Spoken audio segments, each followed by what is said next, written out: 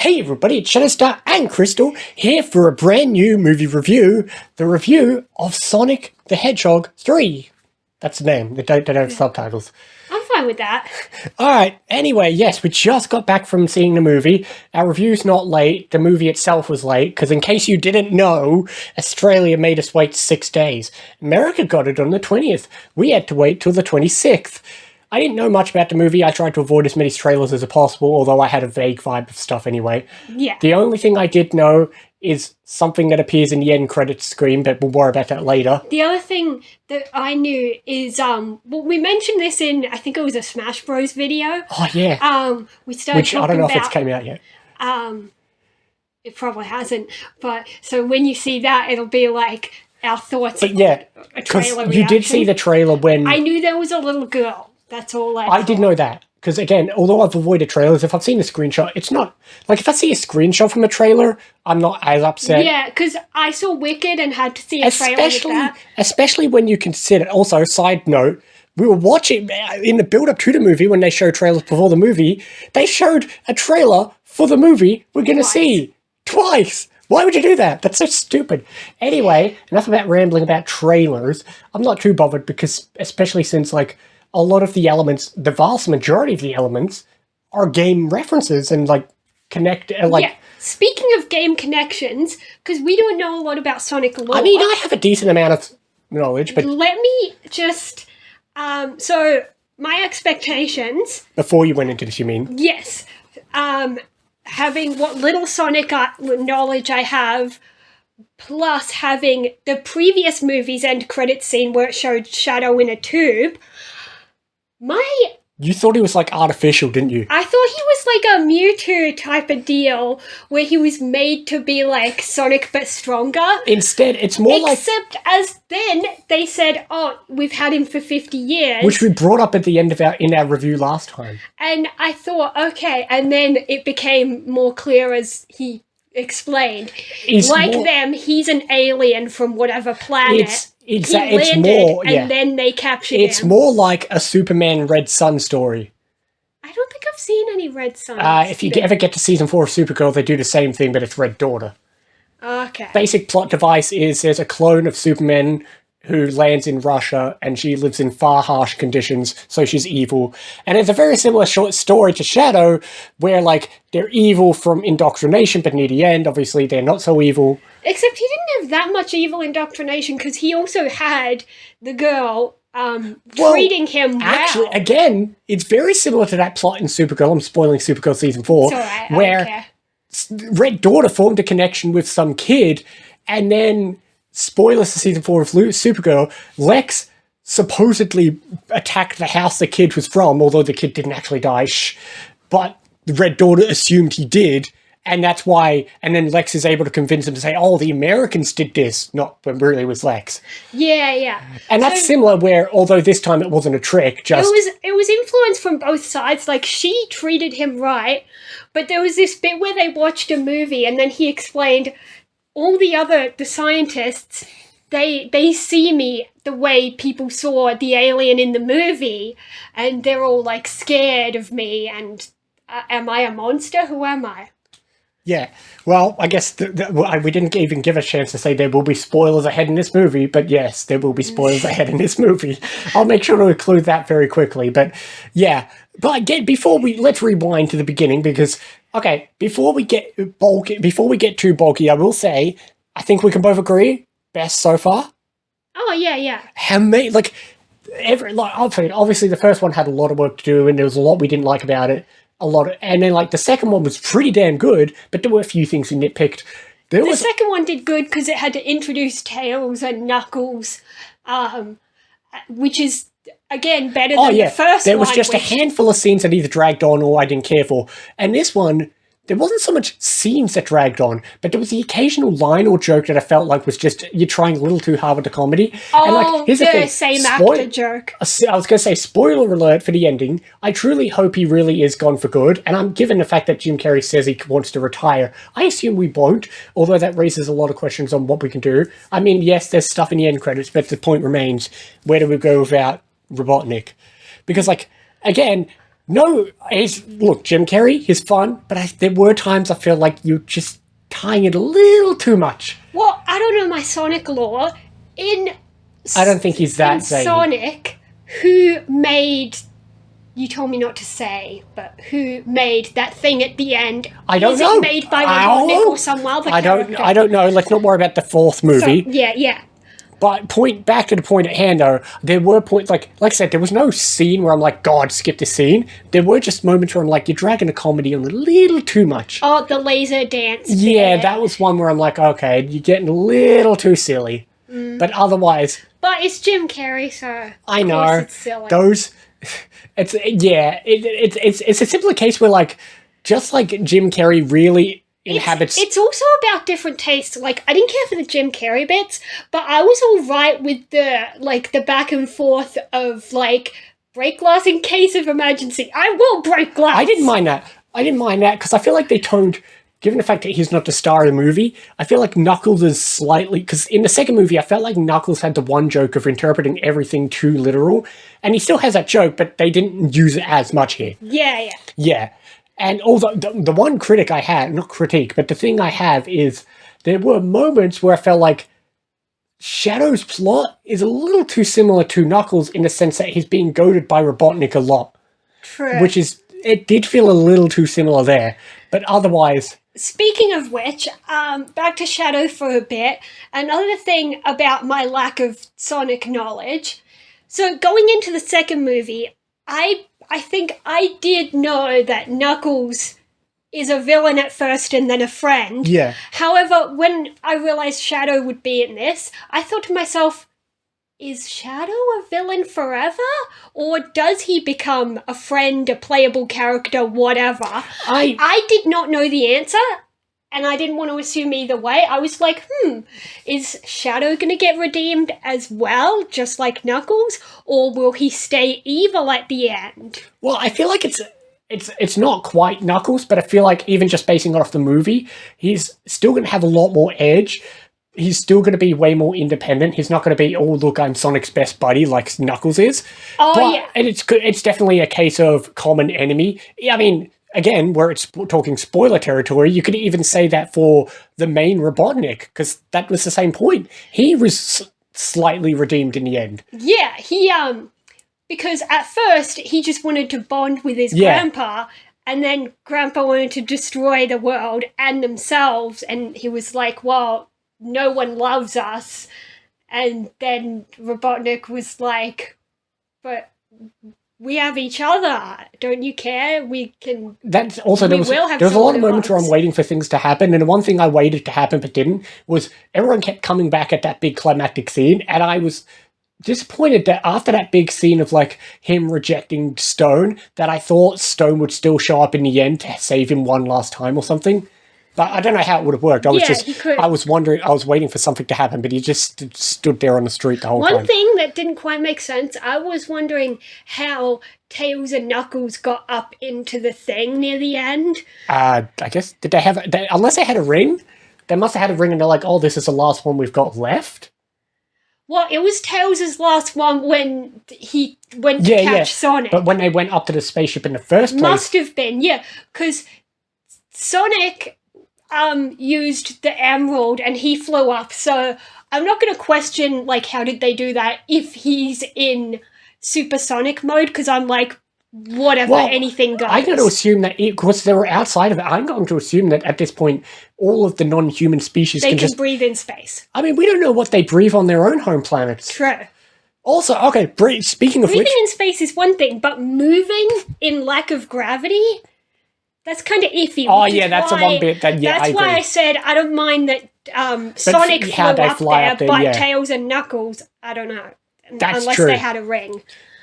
I mean, also, going way back, because we've been all over the place, going way back at the beginning, okay, obviously, each movie has really introduced new things, and obviously, so does a cliffhanger, but the one thing they kind of, not retconned, but kind of pulled away and said, we're never introducing this, chows. Oh, Oh, yeah. There's a bit where, like, that Tails was so weird. Tails like, oh, I know Tails this is like, place. This is a Chow cafe or whatever. And they're just... So does that mean Chow is like a fictional character made by humans? And it's just a massive this, coincidence. Like, idol yeah. cafe. I guess that also makes it interesting, like, and if they ever introduce even more characters, but like... Yeah, if Cream comes along, doesn't she usually hang out with a Chow? That's what I see, but also, like, here's the thing. I thought they were really going for the expanded universe approach, because if you remember, do you even remember the fact that there was a Knuckles TV show? Oh, yeah. I didn't even watch it, but I heard it was like the most boring, weird-ass thing ever. But like, way back when we first heard about it, I thought, great, that a TV show would be great to use characters who probably aren't movie-worthy. No offense, but I feel like Cream, not movie-worthy. No offense. Oh, you know who else? This character, she's never in anything except this TV show I've seen clips of, Styx. I don't even know what that is. Well, she's a girl, and I can't even tell what animal she's meant to be, but she has a lot of cool lines. I've seen a lot of Sonic stuff, and I've never heard of her, but the point remains. But anyway, like, okay, can we narrow down on specific points and not just random jump all over the place? Yeah, true.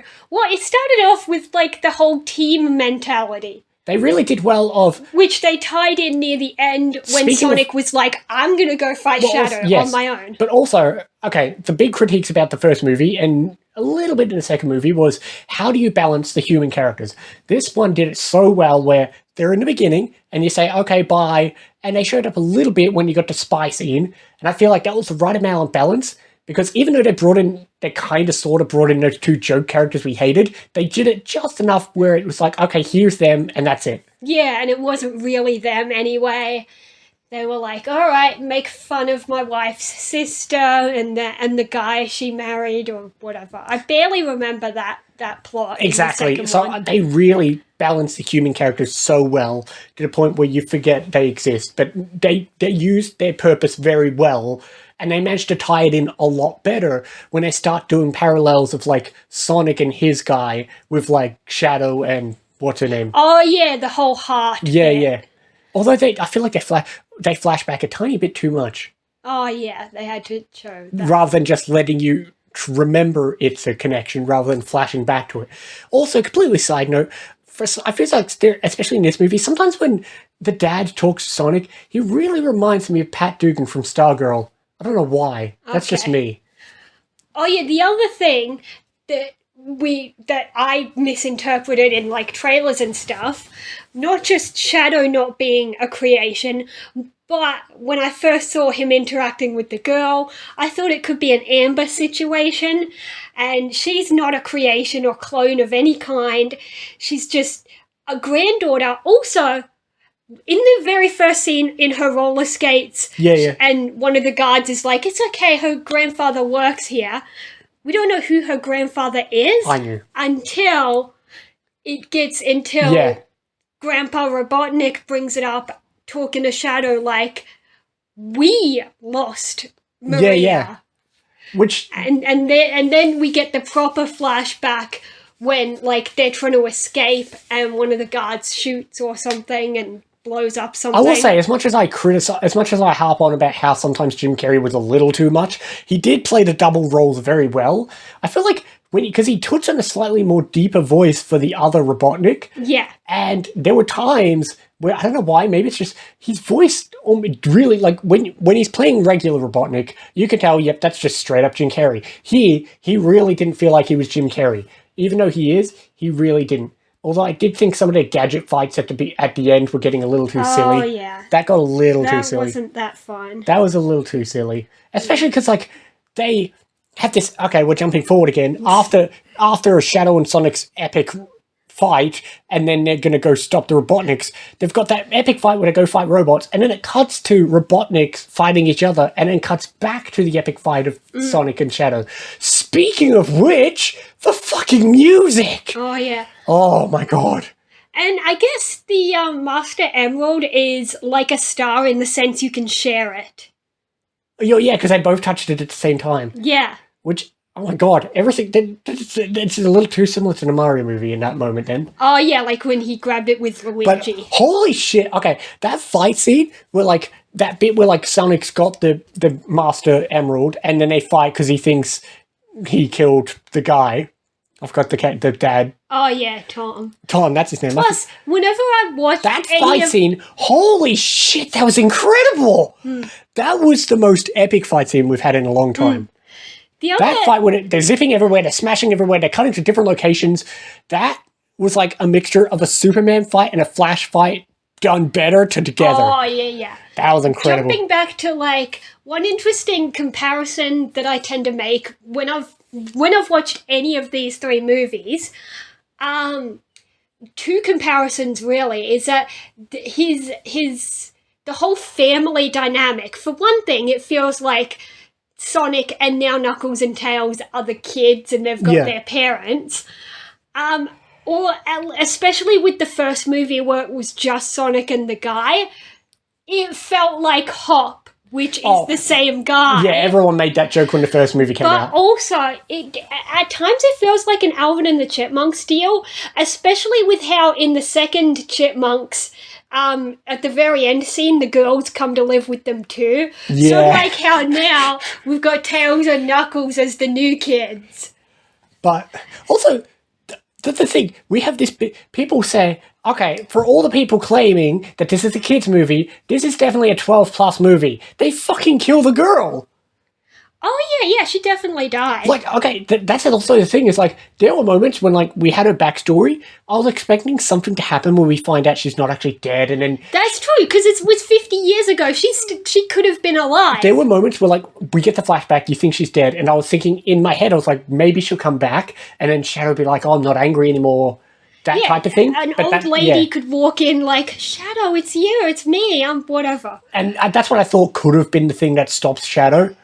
But yeah, but yeah, but it is also nice that even if she's dead, the thing that stops Shadow is this isn't what she would have wanted. And I do like that it wasn't. He didn't need Sonic to tell him that. Even before that, he questioned Grandpa Robotnik, like, is this what Maria wanted? Yeah. And he's like, who cares? It's not about what she wants anymore. It's about what they deserve. Which is stupid. Are you saying every human, all the innocent ones deserve even this? then, it wasn't so much Sonic that did it, because they didn't quite have that talk until after they were on the moon, stopped to take a breath, and then he remembered that scene with the stars. Yeah, because Shadow was like, finish me, and Sonic's like, no, I remember, that's not who I am, I'm not a killer. And then he looks at the stars. Yeah.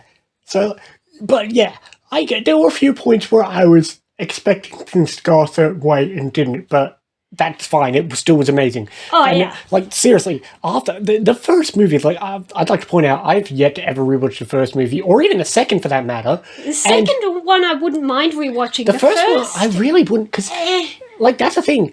The first one laid the groundwork so well. It laid the groundwork, and then the second one showed us, yes, this is what we want, and the third one was because you couldn't do Tails and Knuckles in the first one. You need to introduce Sonic on his own. It was just a little, way too much of it. It just felt like a typical buddy animal furry thing. Like you said, like Hop, as the joke people made. Yeah. But like, how far we've come, that because you've got that first movie that isn't super duper amazing, it blows our minds when we get these epic fight scenes at the beginning, where first you got the epic fight scene with Shadow at the beginning and he's on a motorbike and he's chasing him. In some series, the sequels get worse, but in this one, they're just getting better. They're getting better, although I am nervous, like, how long do you keep going? They're obviously doing a fourth one, they've already confirmed that. I'm like, how long do we keep going? Well, it's like expanding on, like, well, I don't know, because I don't know each individual main plot of each Sonic game. It's not like they're going specifically in order either, because, like, the second movie was, from what I understand, a hybrid of, like, 2 and 3. And this is obviously mostly a send-off of the Shadow the Hedgehog game. Yeah. But, yeah, we'll see. There's lots of places you could go from here, I'm sure. I know Sonic knowledge from mostly osmosis, but seriously, though, that epic fight scene at the beginning with the wearing on a motorcycle, that was incredible. Those action scenes look, even because I was hoping they'd kind of replicate some of the moments I've seen with Shadow, like I don't know how to say it without making it dumb references, but have you seen like the video where they're running alongside each other, like that video where they argue about how to pronounce GIF? or I know that's a fan edit, but the actual footage is from something. I have no idea what you're on about. Or the one where Sonic's like standing on top of a tall building talking down. I have no idea what you're on about. That's because I only know the footage from fan edits. That's a problem. But like the action scenes, even that's the thing though. Genuinely, regardless of whether you're a Sonic fan, you can. If you're a fan of action scenes, these are incredible. Like, oh yeah, like these are action scenes where they don't draw them out, they're not tiring, and they do them so freaking well. This is what action scenes with Speed are supposed to, because like it's not just speed, it's the power that both Sonic and Shadow have when they're going at each other. And, that first one, it shows how epic Shadow is, but also has like comedic moments with Sonic. Jumping to more, not quite the same, a different. You love to jump around everywhere. We both do. We were both in awe of the quality of like the fur and everything. Oh yeah, we said this last time, I'll say it again. The fur and all the characters are fucking incredible. Especially when one of them gets wet. Oh yeah. Anytime it's like wet on fur, it's incredible. But like that fight scene at the beginning with the motorcycle and then the epic fight scene at the end, those are action scenes that some movies could learn from. Those are some that movies could learn from those fucking action scenes. Oh yeah, definitely. But I guess. Oh, one more little compliment that I thought of. So you know how earlier you complained about the flashback for the heart thing? Yeah. One time they did like the opposite and did it right. Notice when Tails had to go out with a ring and catch Sonic, he said to Knuckles, let's play base of ball. And notice, never once, not even at all in this movie, did they say base of ball. That's from number 2. Yeah, that. At the end of number 2 when they're playing baseball. Like, and even if they did, like, they could have been playing baseball at the beginning of this one to have that reference moment. They didn't. They are referencing something that's not even in this movie, which is a good thing. It references a thing Knuckles said. Yeah. But like I said, the movie was so well paced too. Lots of great action scenes. You get the opening action scene to set at the beginning. You get the sort of kind of not really alliance then when like the Robotnik comes back. Some of the jokes were a little silly, but like also I like that like each movie progressively tries to make him more and more like the iconic Robotnik. Because like again, in the first movie he's just in a suit. Second movie he's in the red suit and he's bald. And this one, they make a joke about how, like, he's fallen on hard times, he's gained weight, but then that makes sense when you realise once you put him in a red suit, he's got more of a stomach, which is what the actual... he's meant to be really round. Which is what the real Robotnik is. But when we first saw him all, like... Yeah. Like... fat and lazy and stuff. It just reminds me of you wouldn't have seen the scene in Endgame where they recruit Thor and I know everyone knows Fat Thor. Oh yeah, true. I live on the internet. Seen the movie, but yeah. But yeah, that then you get the kind of sort of alliance, and it kind of lays it. That scene works so well for laying the groundwork of a few things like. Laying the groundwork for possibly Robotnik betraying everyone, including both sides, actually. Yeah. And also the dynamic with... What's really good is they tease you with a dynamic that doesn't actually happen, because both Tails forms a connection with Stone, and then when there's like, they've got this hologram idea of what could be the perfect day, and Stone gets jealous, that doesn't really tie in. That's true. Tails was like, well, I'm not Sonic's assistant, I'm his... friend. But then also when the bit where he's getting jealous, you feel like, it's going to be Stone's going to betray them. But Stone doesn't betray them, but Stone is still way more suspicious of the older Robotnik. But it does help that Robotnik betrays Grandpa partly because of that line Grandpa says, well, you never had anyone who loved you. And he realizes Stone did care about him. Exactly. He had one person who always cared. Yeah. So when he made that speech, he was like, yeah, you always cared, and... But it wasn't out of character. He was still like, I loved the lattes you made me, and you were... He didn't say friend, he was like... What was that word he used? I can't remember. Not a lackey, but some... I don't remember. But yeah. Yeah. But anyway, for a movie that's over an hour and a half long, that was very well paced. There was never moments where I'm like wondering where's this going. It was pretty damn well paced. There was... they didn't drag. There was a couple moments where, like, okay, we drag on a silly joke once or twice, but overall, and the thing is, though, there's so many factions in this movie that it takes you that you're really not sure who's playing what side until you get to the end. Yeah, like those people, like the old guy gave him one key, but then the woman didn't seem to be on their side. Yeah, and then you're not sure what side she's playing for because they're also because that organization is the organization that imprisoned Shadow, but then evil older Robotnik is the one that actually is the one indoctrinating Shadow. It's like there's so many forces at play in this movie. Yeah. And yet you never get tired of them, and it doesn't feel convoluted or messy or any way. All the characters, there's no character that I'm like, oh no, not this character. Even when those characters from the second movie showed up as holograms for their disguises, it worked. It's like one quick joke, done. One thing that I didn't quite like, early on, when someone suggested, wouldn't it be easier if you used the emerald? And they were all like, nah, we should do it without it. And Knuckles mentioned, I guard the emerald. And they said, only Knuckles knows where it is. Only then for that. That was a dumb. I didn't like that being a joke. They're like, oh, I just gave it to a guy. And I'm 50-50 because on one hand, I didn't like it being a joke, but I knew it was going to be a joke. And at first, when I saw it's Knuckles is like, well, you have to get through the person who's protecting, I knew they would have cut to a joke. Do you know what I thought it was going to be?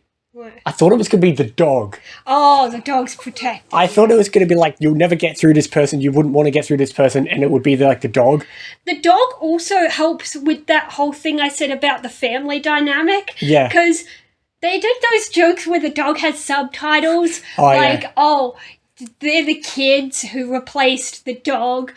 Because they were like, they could have been a child-free couple with their dog, and now they've got Sonic and the others. I'm sure the 3-year-olds in the audience love the subtitle jokes. They can't read. Oh my god. But also, that's what I was saying earlier. We were debating, is this a kid's movie? I said, this is a 12-plus movie. The girl fucking dies. Tom almost dies. You could genuinely think he was dead, but he wasn't. Yeah, he was in hospital. This movie is not a kiddie movie. It's like, it's at least 10 or 12 plus. When Tom looked dead, I was like, they're not actually going to kill him, are they? There was a split second like they couldn't. That'd be too far. Maybe. But I was also questioning, are they about to kill Shadow? No. But it works so well for that scene where of course Sonic gets absolutely pissed, and that leads into the most epic fight ever. But yeah, okay, I think we've rambled on long enough. Yeah, I think we're done. I can't think of anything else. I think, like, all in all, obviously, best movie so far. There's, like, in the second movie, there was a couple scenes that I thought I didn't care for. In this scene, there's no one scene where I'm like, yeah, you could cross this out and I wouldn't give a shit. Every scene works so well. There was a couple moments where I'm like, okay, you dragged this one thing on maybe a little too long, but overall, everything worked well. Yeah. Some of the comedy got a little too silly with Jim Carrey, but overall, still great. Yeah, not my taste, but whatever. Okay, here's the thing. It was one thing for them to be... I didn't mind a little sly fourth wall break to full-on look at the camera. And say, we're characters played by the same actor. That was too far. That was too far. Like, I didn't mind... At first I was like, okay, yeah, sly reference. And they full-on look at the camera like, no, I wouldn't you mind killed if they were like, you look a lot like me. Yeah. But that was a little too far. There was, like I said, some of the Jim Carrey... But the thing, it's weird, because, like, on one hand, some of the Jim Carrey humor is too silly. On the other hand, I still compliment him on the fact that he is playing two characters very well, that you just... It doesn't feel like it's just two remote... It doesn't feel like it's two Robotniks doing the same thing. Okay, dumb question. Answer me this. I'm guessing, is Grandpa Robotnik a thing that happens in one of the Sonic games? I'm sure it's a reference, because here's the thing. Although I didn't read too much into them, every time I scroll and I see a screenshot, I see people dissecting the hell out of it. I don't read too much into it, I try not to read it, but I still see people dissecting it, which means I know that whenever there's a shot, because obviously going into this, I did know there was a second Robotnik. I didn't read into it because I wanted to go in as blind as possible, even though I could tell from people saying stuff, it was definitely hearkening to some game, don't know what. Someone will tell me. Just like Maria exists in some form. They wouldn't invent her. Even though I've seen her around, even though I haven't played the games, I've seen her around, so there were moments where she was wearing, not every scene, but some of the outfits she wore, I'm like, that's right from a game. Yeah. There were a couple moments where I'm like that, but like, at first, yeah. But overall, yeah. Like I said, no scenes I'd want to skip. Some of the humor's a little silly, but overall, incredible acting, incredible. And like I said, the voice actors all do it so well. And it's, like I said this in the second movie, it's crazy how you've got the actress for Tails, who is normally into just games, holding their weight against mainstream voice actors like Idris Elba and Keanu Reeves. Oh, yeah. Which is great, because, like, in the voice acting world, you tend to have, like, people who mostly stick to video games or cartoons, and they don't enter into what the so-called mainstream. True. But here she is, side by side. And with Tails sounds great. I know, and we said it before, it's not Tails' movie, but they're adorable. Yeah. Yeah, which even Stone compliments. Well, there was that little moment where they're walking, Stone's like, okay, I just have to say you're adorable. Yeah. I love that. And I like a little... It's much better than... Okay, one time, somebody showed me a Sonic movie just for laughs and, like, actually to make fun of it. It was some animated... I wouldn't remember the name, so sorry, I can't... You might not know which one I'm talking about. But the whole time, I was just making jokes about the fact that Tails sounded like he had a cold the whole time. Well, yes. Obviously, Tails and all the characters have had different voice actors, but... Yeah. But still, I love that. And there was no actors that didn't fit. Everyone fit. Obviously, despite some of the silly humor, Jim Carrey works. Obviously, the main actor for Sonic does so well. I forget his name, sadly. Obviously, Idris Elba and Keanu Reeves did amazing. That was one of those cast members where, when they're announced, whenever we discuss who could play what character, people are like, oh no, hope they do it right. As soon as it's Keanu Reeves, everyone's like, yep, that works perfectly for Shadow. Yeah, he was fine for Shadow. Of course he was. But, like, it's like in the Mario movie, but, like, I remember that Mario movie trailer where they told us all the cast were like, oh god, this is horrible, horrible, horrible. And then you get to Bowser and like, yeah, that works. Yeah, Jack Black works. But, yeah. Or like when there was Detective Pikachu and we weren't sure about Pikachu. Yeah. Or they made a Detective Pikachu movie reference into this. Oh yeah, when one of the girls in the chow, kids in the chow, which is funny because, like, okay, not that I ever think this is actually going to happen, but you always see those memes of people like being like, people are like, yeah, they should make a like Smash Bros extended universe, like crossover the Sonic with Detective Pikachu world with Mario movie. Like, you can't do that if the Sonic movie establishes that Detective Pikachu is a movie that exists. Oh well. Unless you pull some sort of alternate universe shit. It's funny how that's kind of true, but, like, the Arrowverse did silly jokes, like, not jokes, but they forgot to do that. There's a few times, like, in, say, Lucifer, you can see billboards in the background for the show Supergirl, until you get to Crisis, where you realise, hang on, that means, but Lucifer does still exist in the normal multiverse. Oh, yeah. But that was before they did that, so it was fine to have a billboard in the background. Yeah, and they make a bunch of Batman and Superman references early on in, like, Flash or whatever. Well, that's different. That's not referring to them. Oh, actually, there are sly references, but they're not direct references. Like when they've got the bat signal and like, oh, I got it from a comic book. Yeah, that's what I thought. But that's not a direct reference, so it doesn't imply that they're not real. True. But anyway, we're getting off topic. I think we've covered everything. We're not going to talk about the cliffhanger. There is obviously one. Every movie under the sun has a... There was two, really.